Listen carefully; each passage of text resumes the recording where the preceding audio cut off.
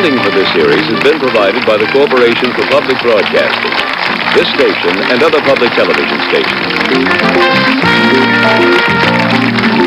We interrupt this week.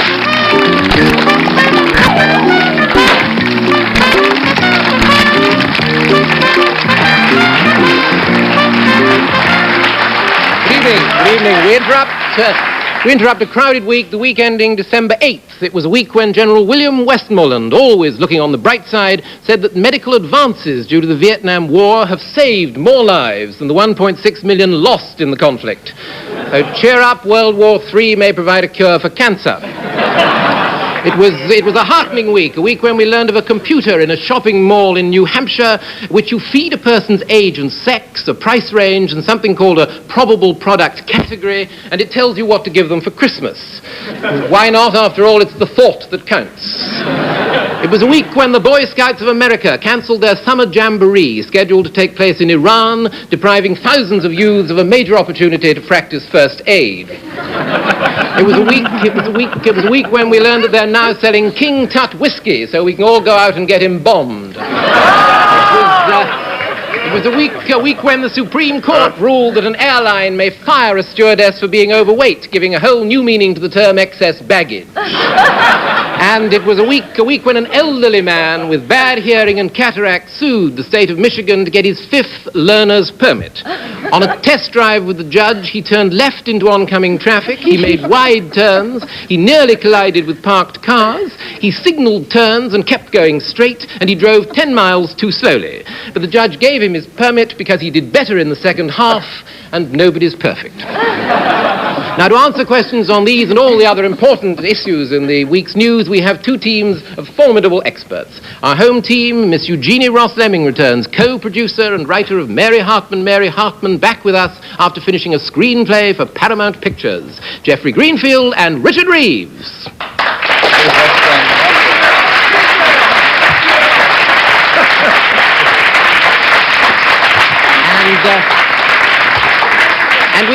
And we have visitors, not a bird, clearly not a plane, but faster than a speeding bullet, screenwriter David Newman, whose Superman opens at your local cinema next week. Next, an international musical virtuosa, flautist Eugenia Zuckerman, wed harmoniously, incidentally, to a virtuoso, Pincus Zuckerman, part of our visiting ensemble for the first time. And in the middle, Linda Blandford, whose weekly column, American Diary, explains America to the British, and who will help explain America to us tonight. She also has strings attached, being married to the cellist Lynn Harrell.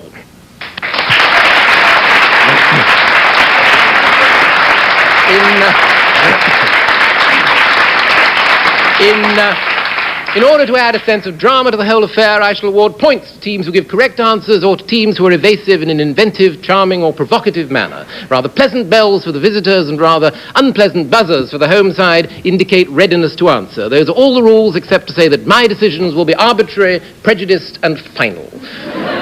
On to our first question. W.C. Field's epitaph was in the news this week where? Ring from Zuckerman. In Philadelphia. Yes, would you like to amplify? Yes, because on his tombstone it says, "I'd rather be here than in Philadelphia." And why was it relevant this week? Because something obviously happened in Philadelphia. Yes, and David Newman on your side, I think, knows what happened there. Because Pete Rose just signed with the Philadelphia Phillies. Exactly. Pete Rose would rather be in Philadelphia. He signed for a mere $750,000 a year. Who wouldn't? Extra points to Mr. Greenfield if he can catch up on the premier sporting event of the week and tell me by how many wickets did England beat Australia in the first cricket test.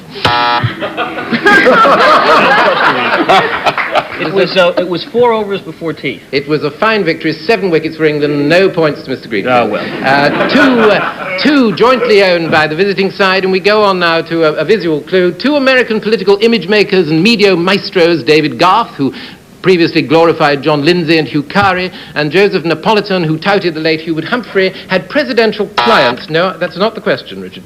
I'm going to tell you that answer. They had presidential clients up for election this week in Venezuela. Which one of them do you suppose made this issue-orientated commercial, and did the candidate win? Es el hombre que habla claro, es el camino correcto. Right, ring for... Now we'll give it to Richard Reeves. That has to be the non-Garth candidate. It has to be the Napolitan candidate, right, because David can't carry a tune. 2 points, Richard Reeves. Jeff Greenfield? It's a little unfair because I used to work for the fellow, but Garth's candidate was Herrera, Right. who won with they're all called social Christian democratic liberal radicals in Latin America. But Right. the Herrera social Christian democrat radical won, and is it Pinheiro? Yes. Or Pinocchio? He absolutely. lost. Pinera, you've got your 2 points on that side. For the experts like Jeff Greenfield who worked with Garth, here is Garth's commercial for the president-elect, Mr. Herrera. Mr. Garth took his candidate into the slums, the barrio. I don't know whether you find this at all reminiscent of his previous style. Presidente, lucharé para cambiar esto. It is, of course, the classic Garth walkabout among the people in shirt sleeves commercial, now used in all states except, I suspect, Alaska. Anyway, we have 2 points to each side now, and here's a third question. What makes a path every day as its probe explores our hot sister, Eugenia Ross Lemming? It's the Venus probe that's... Yes. Probing Our Venus. erotic sister, Venus, and it has an atmosphere of roaring hot carbon dioxide, so that question was just as double entendres as you'd hoped. 2 points to Eugenia Ross Lemming, 4 to the home side, and 2 to the guests. Here's one simply for the visitors, because it's basically a musical question. Eugenia, as a flautist, you might perhaps care to give it particular attention. What news development this week is suggested by this musical clue?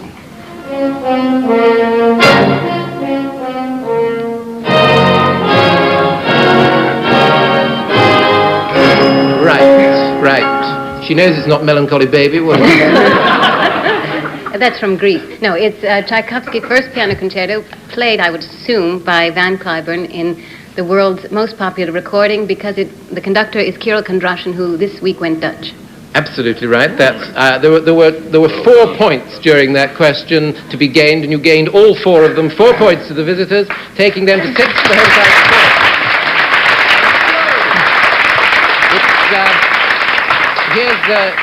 Here's another, there's a ring from David Newman. It's also known as Tonight We Love, but that has to do with another news story.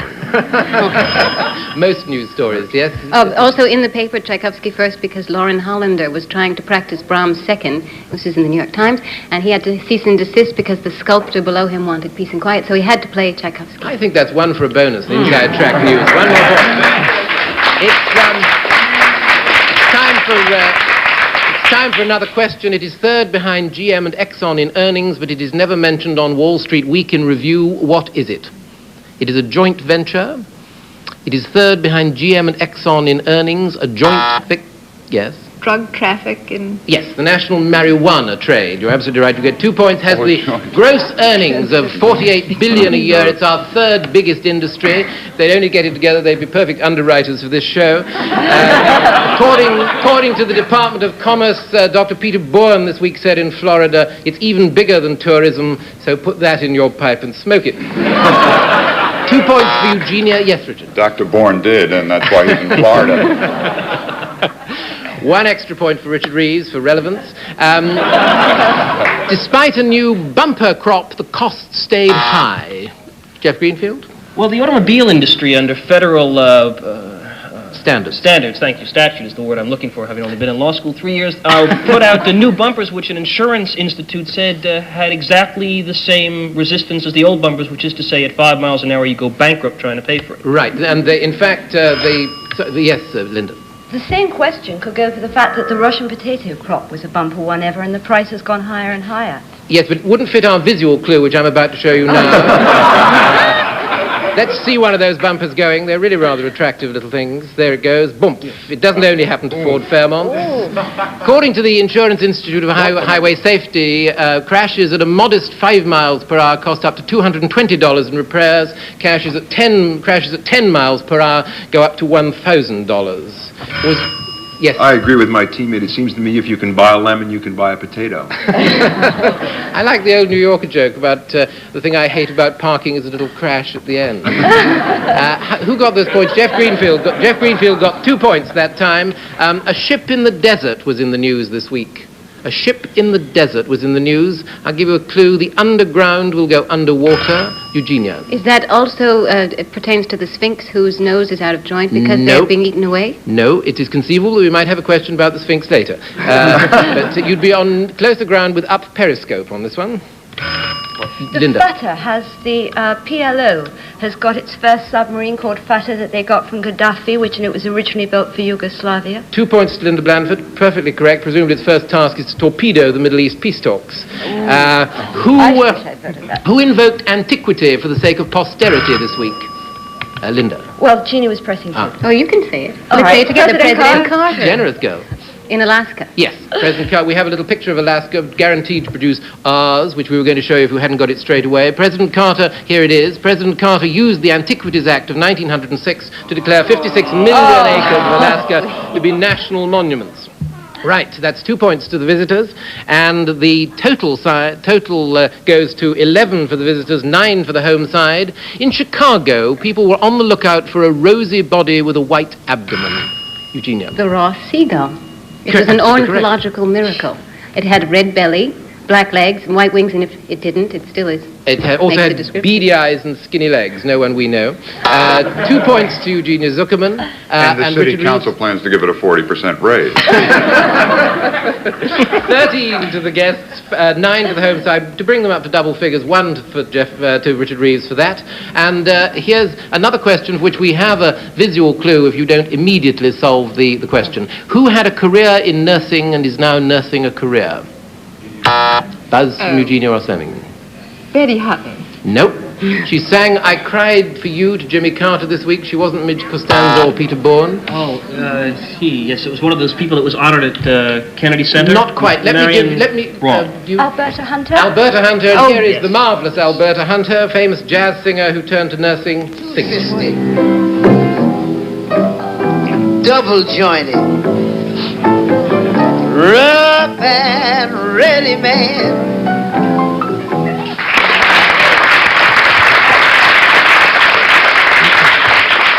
That's 2 points to Eugenie. That's Alberta Hunter is 83. She turned to nursing for 20 years and stopped the show at the Kennedy Center this week. A question from over there? A point from over there? It was Linda's point. Sorry, was it Linda's point? I beg her pardon. Well done, Linda. 2 points to Linda. Take them away from the home side. Give them to the visitors. A Mid-Eastern newspaper said this week, blank is suffering from acute anemia. Unless the right medication is applied, the neck could collapse. Buzz from Green. That's the Sphinx question. That is indeed the Sphinx question. Sorry, what can I tell you? We're losing. They gave it amphetamine or something 5 years ago, but it didn't take. Yes, a 65-foot windscreen has been suggested to protect it from simoons or sandstorms. Some people have suggested consultation with Gloria Swanson. 2 points, Jeff Greenfield. Taking us to 12 for the home side, 15 for the guests. What American institution is threatened by a creeping advance of sex fraternization, including, there's going to be buzz from every side, including an increasing number of inappropriate relationships? And what were the inappropriate relationships? Eugenie or Eugenia? I think we'll give it to Eugenie this time. Oh, thank you. It's the United States Army, which does not encourage officers from fraternizing sexually or otherwise with Absolutely, ladies in the Army. There's an extra point. However, the courts did rule this week, although there will be no fraternization between sexes, it's all right. It has to fraternize with sexes because they ruled that homosexuals must be allowed in the service unless the service can explain why not. Can it be that the United States will have the first fighting force to come out of the closet?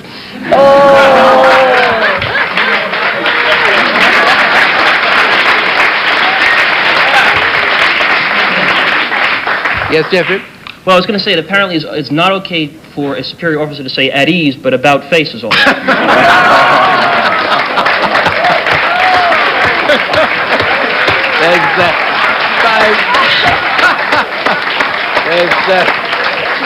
I think 5 good points and we'll move on rapidly. Francis Ford Coppola revealed this week that a movie he made will be ready next August, 2 years late. Its title, Miss Blandford. Apocalypse Now. Apocalypse Now, or as it's known, Apocalypse Sooner or Later, I think probably. 2 points to Miss Blandford, taking the guests to 17, the home side to 17. Who paid $3,000 this week for a little black dress? Miss Blandford. Baroness de Rothschild for Coco Chanel's. The Smithsonian got a Navy handbag, and I'm not sure what they're doing with that. You're absolutely right. You have both the purchaser and the subject purchased. The Navy handbag is going to be used by the homosexuals who are now allowed in. We will move on to some photograph clues. 3 splendid photographs in the papers this week. Take them out of your bags, ladies and gentlemen. They've not seen them before. Santa Claus, no, keep them in the order that they're there, please, or you'll get confused. Santa was really on the move this week for points and for jollies. Can you identify, in a clause or two, the story behind 3 news photos invented? The points for appropriate wild guesses. First, it's that group of Santas stroking more than their beards, where and why. That is the Ohio legislature voting itself the 28% raise, and that the president doesn't like. I give you a little clue. The river is blue, but the Santas are not red. So it's in Austria. They're on the Danube, but they're not in Austria, in fact. I thought it was the Cambridge University team that... Of 1906, no. It's in Passau, West Germany this week, where the Passau Rowing Club made their annual trip down the Danube loaded with candy for the children at the local orphanage. Struck Donner, Struck Blitzen.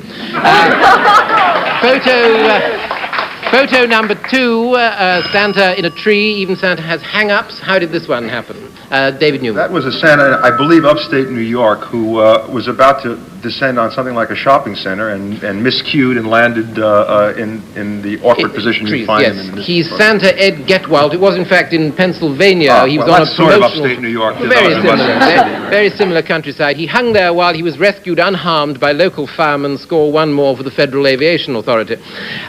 Photo number 3, and there are no sexual connotations on this one.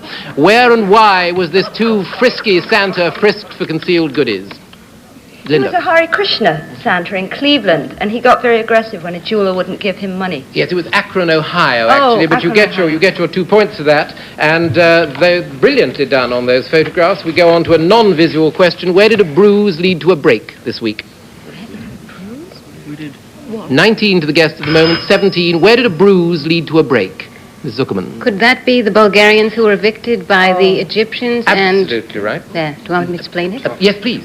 A Bulgarian was evicted from his apartment in Egypt, bruised, and so diplomatic relations have been broken between Bulgaria and Egypt. Many of us were surprised to realize there were diplomatic relations between Egypt and Bulgaria, but you get 2 points, taking the guest to 21, the home side 17. What new science and technology pact may turn red behinds blue? It involves a gene transplant. Linda. Oh, well, if it doesn't, I was wrong. It's not... What new science and technology pact may turn red behinds blue? It involves a gene transplant, sort of east-west wrangler. No, I was going to say something about...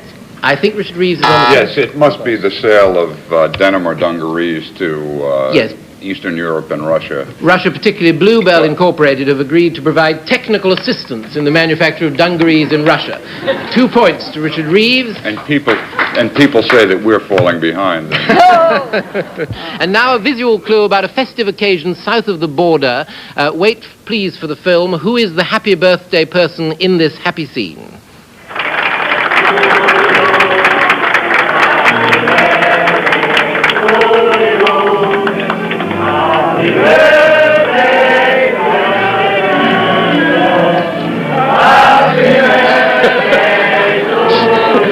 I think that Jeff Greenfield knows who that is. The guy looks just like Gail Gordon, who played in I Love Lucy. Maybe he's played... Is that Somoza? It's Somoza. Thursday, December the 7th was Somoza's 53rd birthday, a day, as FDR said, that will live in infamy. The people...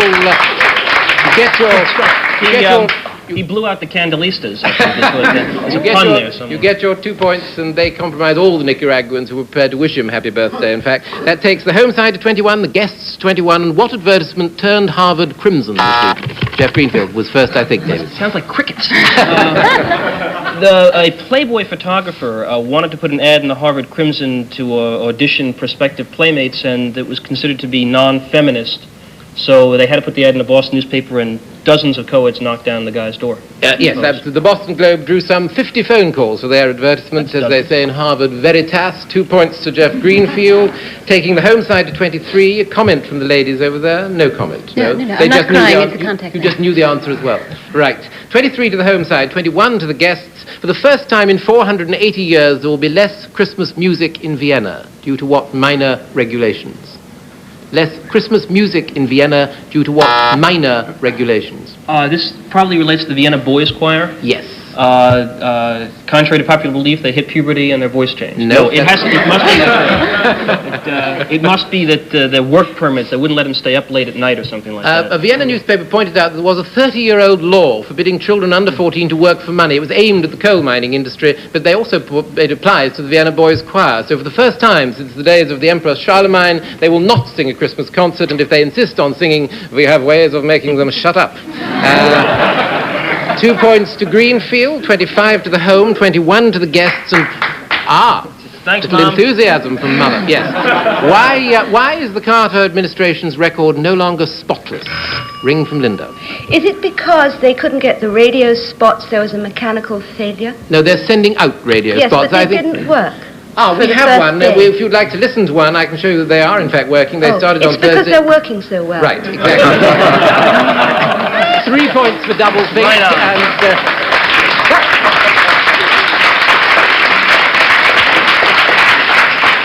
3 points for double think, taking your side to 24, and here they come. This is the White House press office with 2 news actualities for Thursday evening, November 7, 1978. 3, 2, 1. Now we have liftoff. Right. Good news and bad news. The good news is that it fights cancer. The bad news is that it may give you heart attacks. What is it? Buzz from Jeff Greenfield. No, I thought it was the saccharin thing where they said that it could prevent something but might cause cancer. I'm sorry. No, it's not saccharin. There's a ring from David Newman. Is it marijuana? No. Too bad. It's probably... I'll just have to keep testing it.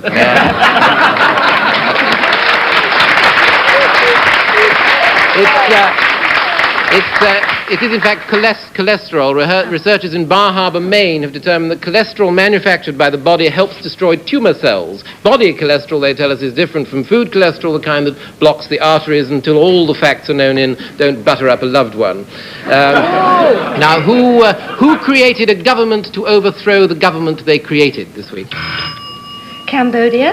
No, Vietnam. To overthrow the government in Cambodia, the clique. Which they had created in the first place. 2 points to Linda Blandford, taking the guests to 24, I think. And a famous group that sings, dances, plays, and writes songs and is 397 years old made headlines this week.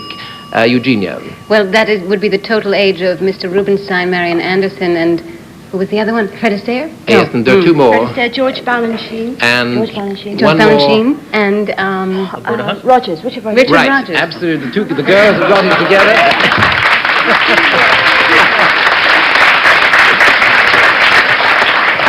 2 more points, taking the guests to 28. Their total... Sisterhood is powerful. the Balanchine, the youngest, is a mere lad of 75. What was the most pressing business of the FBI this week? Eugenie. Well, the FBI busted 2 of its own agents, Beckworth and Murphy, for black bag action. I'm really looking for pressing as a 3-pun clue, this one. Here's an extra clue. It involved warmed over meatloaf and pancakes. Meatloaf might lead you somewhere in the right direction. Meat. Pressing business? Oh, meat pressers. Nope. They were... Ironing. Loaf presses. Meatloaf presses. Yes, do you have an idea? No. Not to Vegas. Minting money. Quiet and gentle. Is this something about rustling meat? I think I'm going to take you out of your misery. The FBI men seized $100 million worth of counterfeit records, cartridges, cassettes, and duplicating equipment in a 5-state raid. Singer. Yes, Meatloaf was one of the... he's a singer, and one of his records were among those stolen. Pancakes is the trade name for illicit tapes of single songs. The vote was 5 weeks ago, but the returns started coming in this week. Where and why? It's not... in Virginia, where Miller is contesting Warner's win? No, it's a campaign of empty promises, Richard Reeves. It's the recount at the Vatican.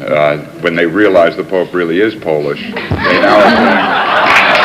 No, Jeff Greenfield has it. It is a state that passed a bottle law, which requires customers to bring back bottles, and now that they voted for it by 60%, it went into effect, and they're going crazy. It's the state of Michigan, and they had the first returns this week of beverage cans and bottles. According to a study in Forum of Medicine, what are symphonic conductors less liable to than, say, lawyers to leave behind? The ladies, the musical ladies, I think, have something to say here. Death? Mm-hmm. Death? Yes. Would you like to expand on that? I gather that if the conductors who are happy souls, as Jeannie should know being married to one, live longer because they're doing what everybody wants and they have people who make a fuss of them. 35 major symphony conductors and their average longevity was 73.4 years. The non-conducting male lives 68.5 years. So, gentlemen, you should perhaps stop jogging and start conducting, get your Adidas batons and books on conducting for health would be in order.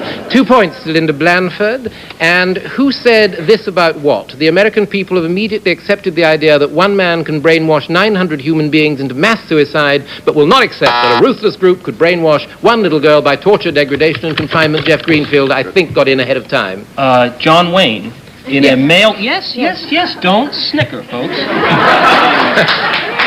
John Wayne sent a mailgram to a whole bunch of people saying, it was about Patty Hearst, saying if you believe that Jim Jones could have this effect, why don't you believe the Symbionese Liberation Army could brainwash Patty Hearst and let her out of jail? Right. Thinking out loud is 2 points. Thinking out loud is something I do all the time. It is very dangerous here. Who said it? Jeff Greenfield? That's Alfred Kahn, I think. That is Alfred Kahn. The second week in a row for Alfred Kahn. Yes, and Jerry Rafshoon, Carthage image maker, said Kahn has just got to learn to tone it down. 2 more points to Greenfield. The home side go to 29. Here is a last question, ladies and gentlemen. Who said this week, I don't remember much of 1974 at all? Eugenie was first on the buzzer. Wilbur Mills, who drank his way through. Absolutely right. 74. It was, of course. Former Representative Wilbur Mills openly discussing his drinking problem at an Alcoholics Anonymous meeting in Atlanta. Among the many things that he can't recall, the midnight dip of Fanny Fox, his 1975 junket to Boston to see Fanny Fatale strip, as well as numerous conversations with members on the floor of the House. Mr. Mills is happily earning 6 figures in Washington as a tax advisor. Well, I'm going to give you 1 point for that. It's been so exciting. That's going to be 30-30. It's well-deserved draw this week.